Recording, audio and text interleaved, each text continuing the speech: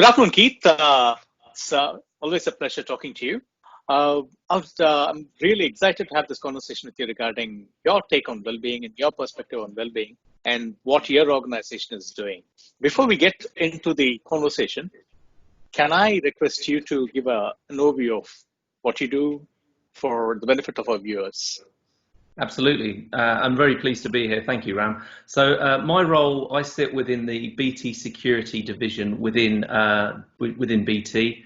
I am a senior manager for agile transformation. So my responsibility is to help to develop agile ways of working and also deploy change across our organization of around about 3,000 security professionals. So that's my role. Now, let me jump straight into the question. What is your view on well-being? My personal view on well-being is that it's a fundamentally important aspect for any organisation to consider for the people that work in that organisation, because what COVID-19 and the situation has shown us over the past few months is that if you ignore well-being, you do so at your peril. It's really important to ensure that we look after our people, not only because we have a duty of care towards them, but also because we know that there is a direct causal link between well-being and productivity. So for me, I look after my team because I know that that's the right thing to do, but I also make sure that I look after them so that we are delivering the productive outcomes that we need to for our business. It's interesting that you say that you can actually see a direct link to productivity. Probably you're the first person who said that you can actually see it. A lot of people are finding it difficult to actually link it back. How do you do that? It's a mixture of intuition and data. So if I think about from an intuitive perspective, how do I know that there's a link between well-being and productivity? You know that if you have someone that is feeling great about the work they're doing, is looking after themselves, is also helping ensure that they look after other people, I see it day in and day out where those people, not only do they deliver more for the business, but fundamentally they get on and they are more effective in managing their own careers. So I could name a huge amount of different examples. I have, for instance, quite a large group of graduates that are going through a graduate scheme right now, and we have people that are coming into my team working on assignments. And just today, actually, we had one of the graduates reported that he's having to self-isolate as a result of someone in the apartments where he lives, who he walks his dog with, has positively identified as having COVID-19. And we immediately gathered round this member of our team every day, every morning at 9:25. We get together and we do a 5-minute stand up and we check in on each other to make sure at a human level we're okay. This morning, this particular individual told us about the situation, and without any instruction from me, the whole team put in a different set of things that they were going to do. And immediately, because the other thing you can do now, which we're all doing much more of, is looking at your team and seeing them, the communication you get from them in terms of body language as well as the verbal communication. This guy came on the call and he could tell he looked worried, but by the end of the call, he was much more positive, leaning forward, smiling. He was actually thinking about the things that we were going to do for him. So that's more at an intuitive level. I just see it and I can sense it. But I can also say that from a data-driven perspective, people that are taking regular breaks, practicing mindfulness, exercising regularly, eating well, you can see there are so many studies that say if you do all of those things and more, then you are more productive. I go out and speak to different parts of our organisation and explain to them what virtually, I do. Yeah. Virtually, of course. Yes. So socially distanced conversations, of course, but yeah, I speak to people and have done a kind of across the globe around this. And what's interesting is because I personally take well-being so important, it's so fundamentally important to me because I want to be healthy as well. I try to role model those behaviours, and when I explain the things I'm doing and what it unlocks in my ability to be able to be successful in my role, I see so many people come back afterwards and go, I can just see that connection now, and it's definitely the right thing to do. So I'm going to commit to myself to start a new habit that allows me to take on board some of the well-being steps that you've described today. So that's a couple of the ways in which I can create that causal link intuitively and also from a data-driven perspective. An organization is nothing but a collection of people. So you're doing your bit from a well-being perspective. What is your organization doing? How is it from a corporate point of view? What is their value proposition? Well, it's BT has got a very long tradition of investing in people's well-being. It's a great company that always wants to promote this as a great place to work, and so we've recognised for many years having programs that promote well-being is a really important thing to do. With the advent of the COVID-19 situation, that has accelerated massively. So a couple of examples. Philip Janssen, our CEO, from almost the day when the UK went into lockdown, he started some very direct communications on the importance of well-being to all of our employees, all of the people in our organisation. He also initiated a weekly call with every member of the senior management team. So the most senior people in BT, we join a video call every week and we talk about things that are going on, and always very high up on that agenda is well-being. Our Chief Medical Officer, Tony Caddis-Green, he also does a weekly update on the things that we need to be aware of from a COVID perspective, but with a very specific slant on well-being. There are lots of webinars, there's lots of papers to read, there is advice that's given to you. It's a huge update once a week that there are so many different resources to.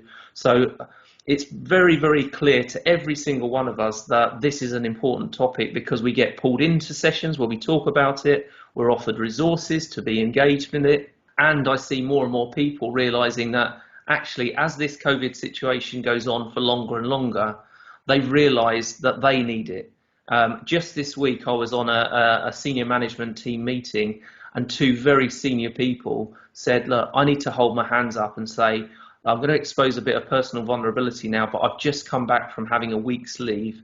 And it wasn't until I went on leave and I started to decompress that I realised how much I needed to start to look after my own well-being. So I've come in with a concerted focus on making sure I do things in a different way now.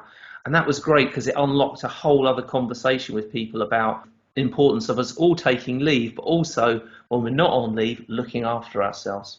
Interesting.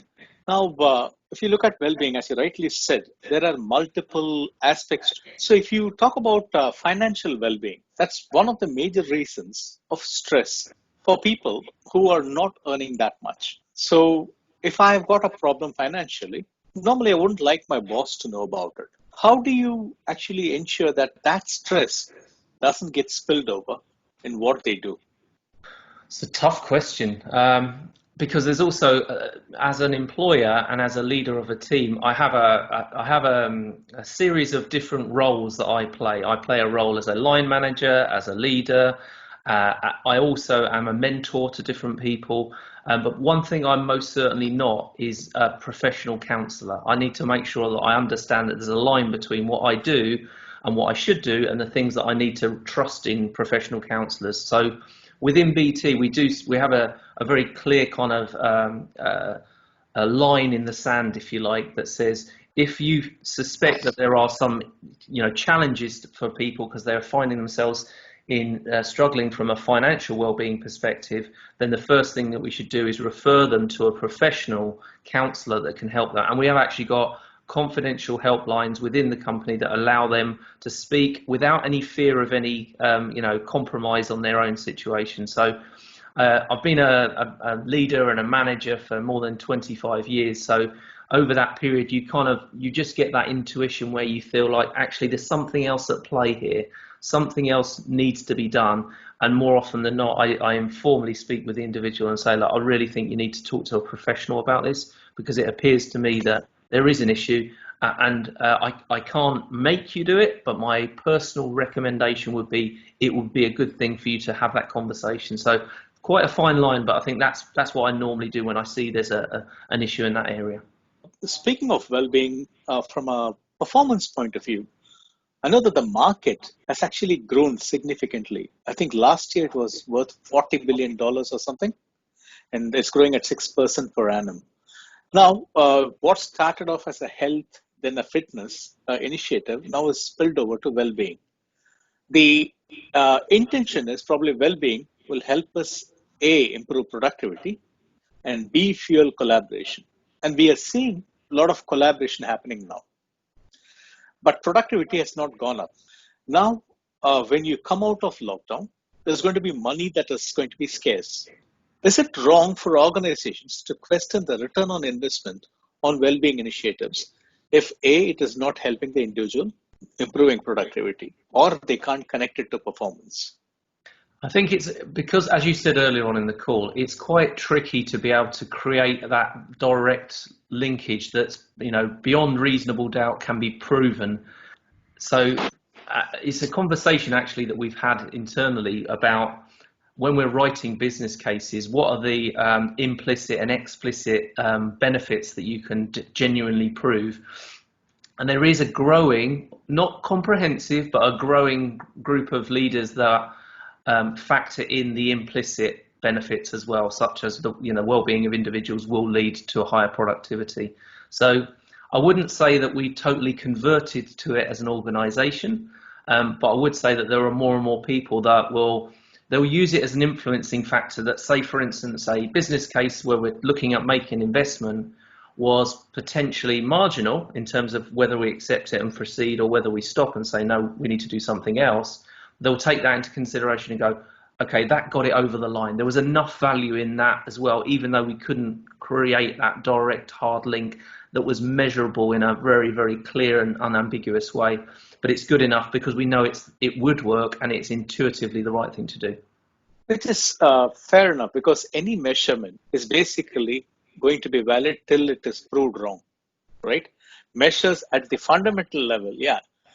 We have to start off with the fundamental belief that 1 + 1 = 2. What if it isn't? So there's going to be ambiguity at any given point in time. So that's great to hear.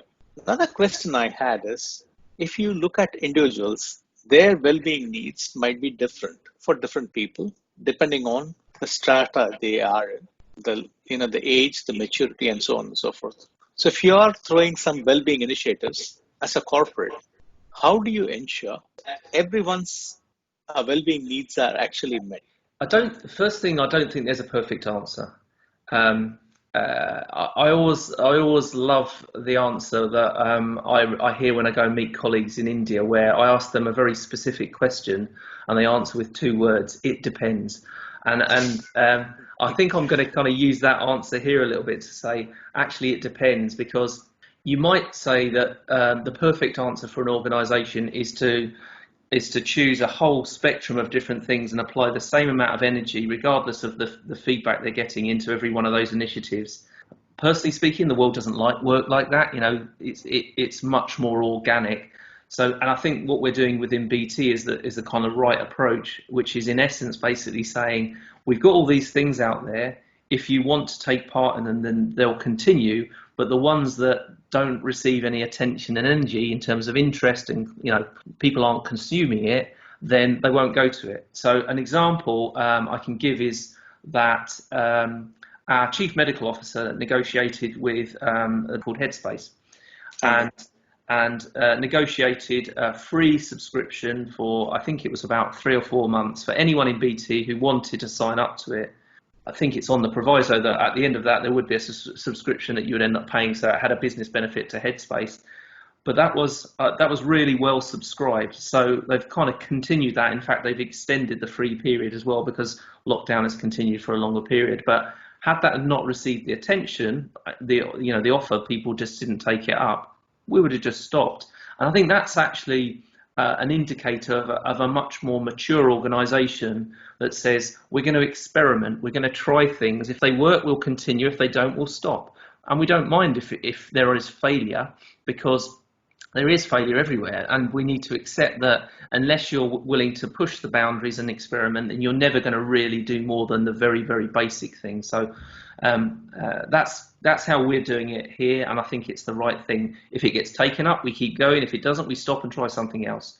I don't know that there's a perfect answer to get everyone's needs and know what they are.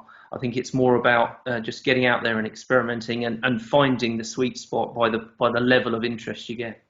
The world is actually coping with the new normal. Now, when you come out of it, you've got all the plans in place. I'm sure BT has got a lot of plans in place.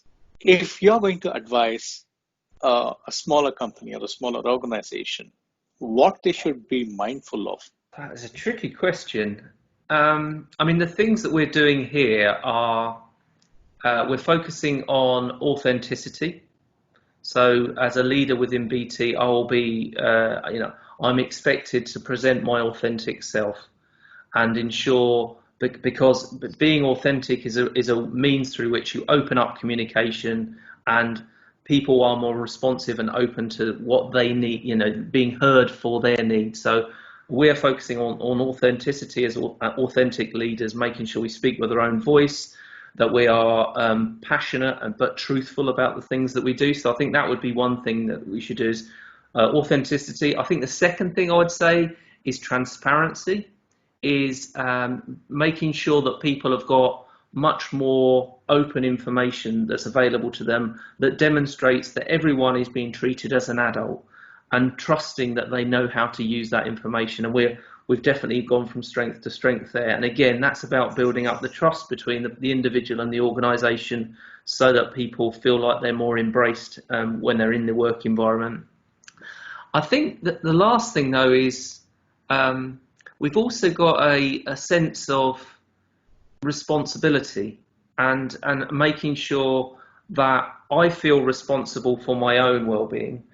I also feel a sense of responsibility for the well-being of my peers around me, and also the people that work for me. So it's that role modelling, that sense of responsibility is really important to us as an organisation. And I notice it more and more because I spend a large part of my day on calls much like this one where we're speaking, and there is almost always the human interaction at the beginning and the end of those meetings before we get down to business.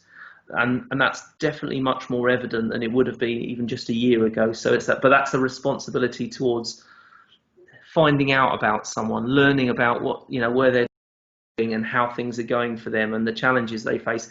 And fundamentally, because people are now working in their home environment, there's a lot more going on that you can see that allows you to have that conversation and have the discussion. So I think it's those things. It's the authenticity, transparency and responsibility would be the first three things I think of.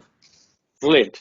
So you're saying well-being is an art. Be authentic, be responsible, be transparent. Fantastic. Thanks a lot for your time and insights, Keith. As fascinating as always. Really enjoyed talking to you. Well, Thank you very much. You're very welcome, and it was great to spend a bit of time with you again, Ram. I'll no doubt be speaking to you soon. Thank you. Brilliant. Thank you.